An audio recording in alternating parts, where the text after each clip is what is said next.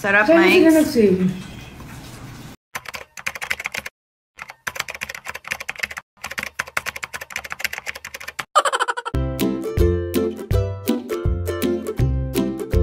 Si Alex Gonzaga ay nagnanais na maging masaya ang kanyang asawa. Siya'y handang magbigay ng lahat para mapanatili ang kaligayahan ng kanyang kabiyak. Ngayon nga ay nagpunta si Alex sa Landers para makapamili ng kanilang pagkain ni Konsehal Mikey. Sa kanyang mga pagsisikap, hindi lamang para sa sarili niya kundi para rin sa kaligayahan ng kanyang pamilya.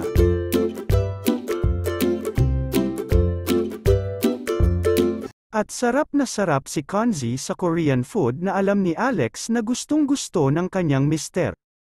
Ito ang kanyang pangunahing layunin sa buhay, ang magbigay ng pagmamahal at kasiyahan sa kanyang asawa. For Bible study, we have Korean food. Thank you. This is from Samgyup. Salamat. Sarap, Saan sila Mike. nag-save? Sarap. Kung tuwa siya doon sa lalagyan doon.